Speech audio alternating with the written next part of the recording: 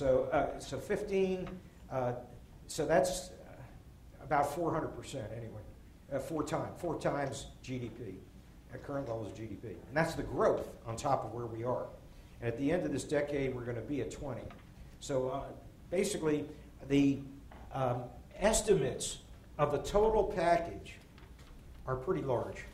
In fact, this graph, or excuse me, this table, I think, states it, I think, in a way that's more understandable. The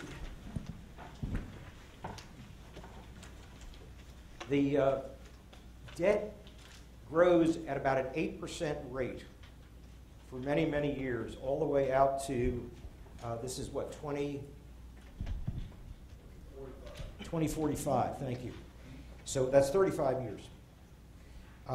And the question becomes, what is the relationship of debt to income? And it totally depends on the income growth rate. We know what the debt rate is because it's impacted in law, number one, or we know it pretty well because there's still issues of inflation on Medicare and that sort of thing.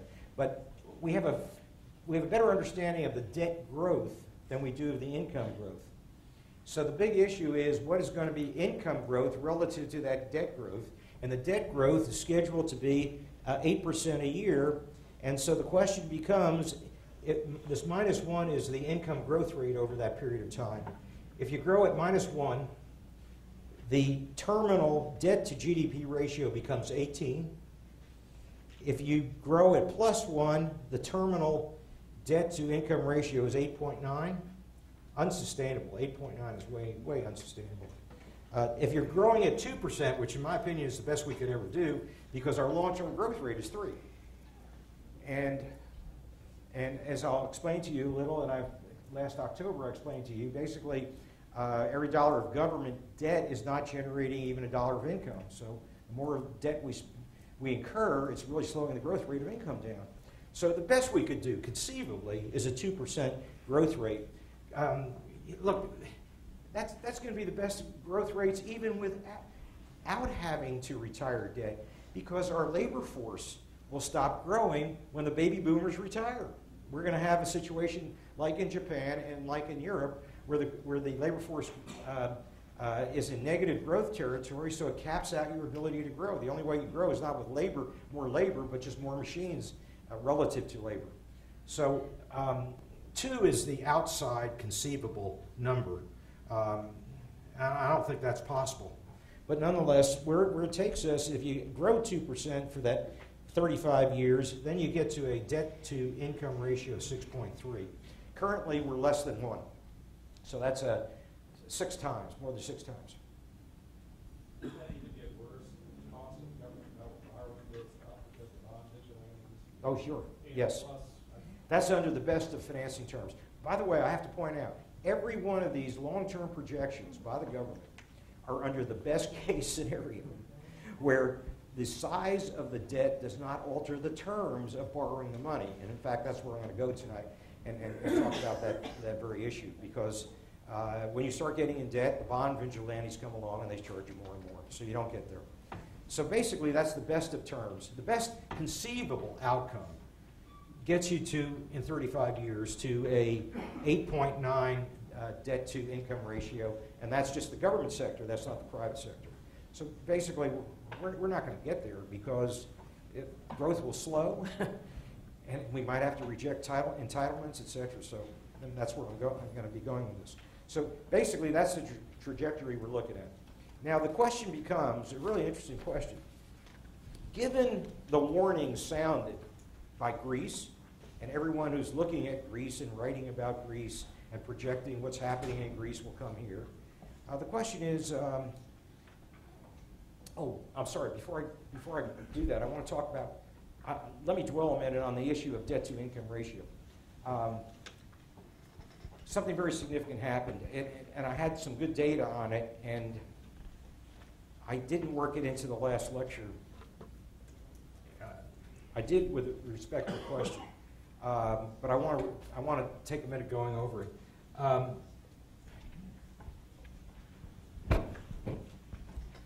when you take a macroeconomic course or money and banking course, and the economy goes into a recession, as the theory goes, the government borrows $1, spends it, and with a multiplier in the textbooks of 10, we will generate $10 of income for every dollar of government spending.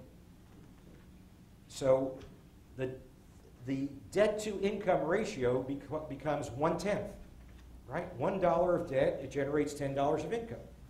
So if indeed you have a multiplier, a GDP multiplier, is taught in all the textbooks, and I did check the textbooks, and they still say the same thing, that if you run into a recession or an entitlement and the government borrows $1 and spends it, we have round after round of spending that takes place, and every round of spending that takes place generates income, and you add up the accumulation of income from all the rounds of additional spending from that $1 of government spending, and you're supposed to have $10 of GDP for $1 of government spending.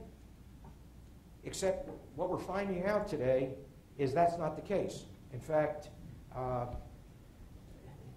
multiplier is not 10. What we're finding out, what I'll show you tonight, the multiplier is less than 1. In fact, the multiplier is less than 0.2. And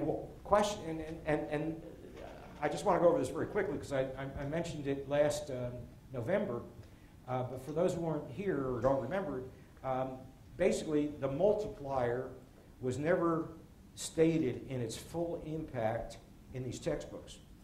And it led 3 generations of Americans to believe the government can save us with deficit spending. That's what happened. It led members of Congress to believe that it would save us. Worse than that, it led the entire economics profession to believe that. So basically, when they're whispering into Obama's ear, what should we do? We should have a stimulus package because if we spend more government spending, we're going to have a multiple effect on income. Basically, that's not happening. And the reason is, if you look at the models taught in the textbook did not take account of any of the other offsets. The most obvious offset is taxes. You're going to generate spending and more income, you're going to generate taxes, which means you're not going to, there's less spending. So basically, the multiplier, when you start considering all the factors and model everything, and the economics profession, by the way, there's a very large gap between disciplines, and I happen to know this because I live in the gap, and there are very few people in the gap where I've been all my career. You have those in the economics department who don't understand and relate to finance, and there are the people in the finance departments who don't relate to economics. So those who can relate to the financial impacts of government activity are very few and scarce individuals. And I can name the 20 people in America maybe that do that alongside with myself. Very few people are in that same space. But basically, if you were to take $1 of government spending, it's going to end up reducing and generates income and generates consumption, but then it's going to set in motion forces that are going to reduce spending in other places. For one, you're going to have taxes, and if you don't have these, before, if you have $1 of government spending and you raise the deficit, the market behaves in anticipation of tax increases before the taxes even occur. And I think I might have mentioned this, is if you take a look at the venture capital industry today, they've stopped functioning because they anticipate very high capital gains tax. There's no sense funding projects today because when they come to fruition, we're going to get taxed to death. We want to know what the tax rate is ultimately going to be from these deficits. So you start running big deficits, you have tax expectations set in, which slow investment spending. You have actual taxes, and guess what? The budget was announced, about a couple weeks ago? And indeed, what Obama asked for, a higher tax bracket on the highest rate and a higher cap gains tax. The two most critical taxes you don't want to incur if you want to increase and if you want to stimulate growth. So that's happened. So you have an offset of higher taxes. That's number one. People stop spending because of the expectation of higher taxes. And indeed, when it becomes reality, they surely stop spending on investment projects. Other things that happen that the model that you learned in the textbook doesn't apply is that you have what is called crowding out. When the government goes out and borrows money in the financial markets, there's less money left for the private sector to borrow. or the terms go adverse to the private sector. After the election last week, we took a look at the banking system. The banking system, the loans out of the commercial banking system in America have declined. The biggest decline since 1942 in 70 years. So, but what are the banks buying? They have a smaller balance sheet, but a much higher proportion of government debt. So basically, they're getting crowded out. So you have crowding out financing effects on investment spending as well. Furthermore, something else that they did not assume in the textbook, which is we're having a deficit, a trade deficit. So for every dollar of added income that's generated,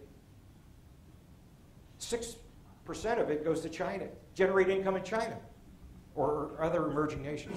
So with 6% trade deficit. Then on top of that, of the income that we are taxed for to pay the interest on the treasuries, we're now at a point where half the treasuries are owned by foreign sources. So we are taxed to generate an interest payment, and half of it goes to foreigners. So it never gets back into our income stream. So basically, you put it all together, and we're in a situation where, and here's the numbers, and this is really an easy calculation. This is by Goldman Sachs, and this is the after-tax income in 2009, and it starts in February 2009 as a 0 point of billions of dollars of after-tax income. And their estimate would be that if there was not the fiscal stimulus plan, we would have gone down $100 billion in actual after-tax income. But because of the fiscal stimulus plan, we went up 150.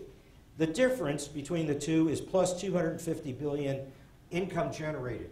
But how much government debt did it take to generate that 250 billion? Well, our deficit last year was 1.4 trillion. So basically, we we incurred debt of 1.4 trillion, and the short-term benefit out of it is 250 billion. So that's 18 cents. For every dollar on our debt into perpetuity that we're going to be taxed to pay interest, we got a benefit of 18 cents this year. And there's even a huge doubt in my mind if this is what you call permanent consumption or permanent income that comes out of it, because the things that the money was spent on do not generate income in the future. So basically, the U.S. government is not unlike a corporation where we're borrowing $1 of debt and getting 18 cents of income. And you don't last very long. And on top of that, they come back next year and say, I guess we better do it again because it didn't really work. And they call it the job